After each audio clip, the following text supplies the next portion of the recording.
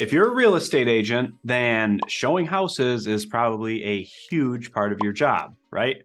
And with everything in life, there is a right way to show houses and a not so right or a wrong way to show houses. And the way that you show houses and how your style is going to determine your success in real estate. So I wanted to make this video on my top 5 things to make sure to do when you're showing a house. If you haven't been to my channel before, you don't know who I am. My name is Travis Scott, not the rapper, not that one, unfortunately, but I am a team leader of the MI Property Experts team here in Michigan. And I've been in real estate for 8 years, and I decided I wanted to make this YouTube channel to kind of give back to the community of agents and be able to bring tips and tricks to help grow and scale your business in 2023 and beyond. So if you haven't yet, like, subscribe, hit the notifications bell, and you will be notified every time a video drops, which I am doing every week. Without further ado, let's jump into the video of my top 5 things to do when you're on a showing. All right, thing number 1, this is going to be get to the showing early and make sure you're prepared. If you see my last video, and there's a link for it in the description, you see my last video, it is what to say when you first meet your buyer on your first showing. So that's gonna be a quick little script. Make sure you're prepared with that and you're there early enough to get the house open, unlocked, lights turned on. So you're not fumbling around for the lockbox. So that's the last thing you wanna do when you first meet the client, is having awkward conversation while you're trying to either A, find the lockbox because it's on the back of the house or behind some bushes or whatever, or B, fumbling around. Maybe your Bluetooth doesn't work, it's a Supra or something, or you don't know the combination, whatever it is. Be prepared, get that first house unlocked. All right, so that's number 1.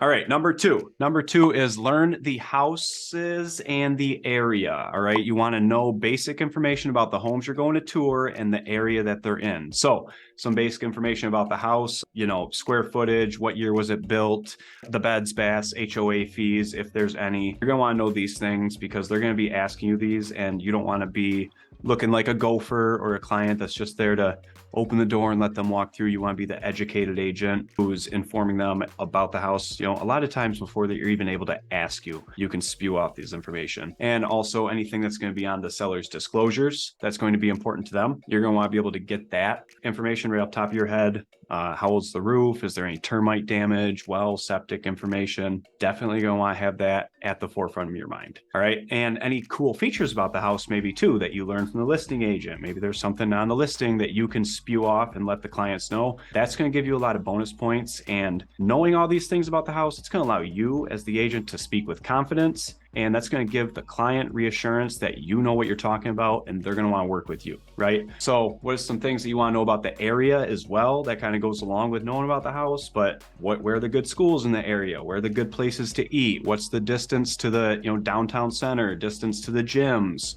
or maybe distance to a major metropolis if you're in a suburb, right? What are some cool features about the area that you can let the clients know as well, especially if they're coming from out of town or out of state? All right, so that's number 2. All right, number 3. Number 3 is being prepared and bringing data sheets and a buyer's checklist with you to the showing to be able to provide that to your client, right? So what we like to bring on our team is a 1-page data sheet about the house, kind of gives them a little bit more information, room dimensions, things like that, so they can take that back and remember. Also the seller's disclosures and a home buying checklist, right? Especially if you're seeing 4, 5, 6 plus houses, your client's probably not going to remember everything about the first house or second house that you saw at the end of the day, right? So bringing this home buying checklist, letting them get interactive with the showing, all right, and write things down, remember things, take notes. It's going to help them in the future, and it's going to help you, especially during the process of elimination when it comes to making a decision and putting in an offer. All right, so that's number 3, making sure you're bringing data sheets and a checklist, a house hunting checklist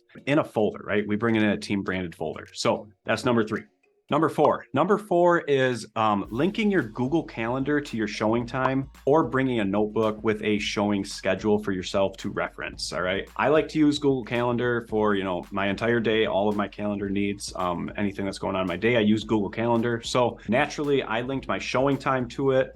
I have a little 30-second video you can watch on that. That'll be in the description below, but it's super simple to do, and it gives you everything digitally at your palms for all your showings. The notes, the lockbox combination, any showing details that you need to be aware of. Everything's going to be at your fingertips on your phone, in your calendar, If you don't know how to get to the house, you can just click on the address and it's going to take you right to it with Google Maps. So I like to link it to Google Calendar. If you're a little more old fashioned, you like to write things down. Some agents on my team still do. That's okay. Have yourself a little notebook and stay organized from the first showing to the last. Get the addresses, get the distance, make sure you have the lockbox combinations and where the lockbox is and any showing details. Is there a dog? Is the seller going to be there?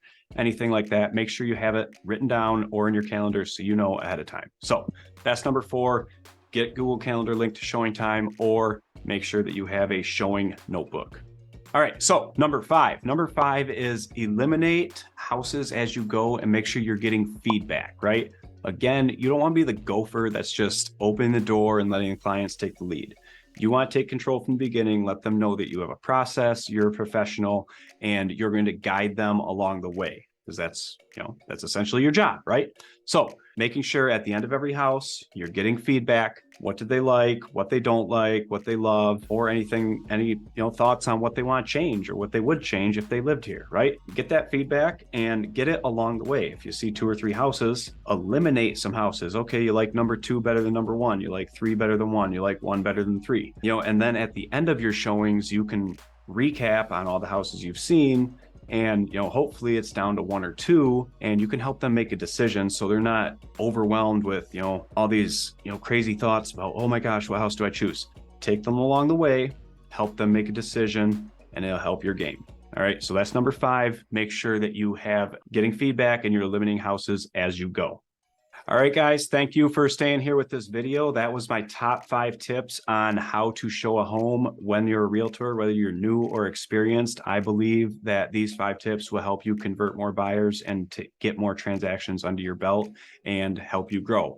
So if you do want to know kind of what the buyer's process is, maybe you're newer and you don't know, let me know in the comments and I will set you up. We have a video series with our team's entire buyer process from the first time you answer a call till what to do post-closing. If you're interested in that, let us know in the comments. I'd love to get it to you. Other than that, make sure you like, subscribe, and hit the bell for notifications, and I'll see you in the next video.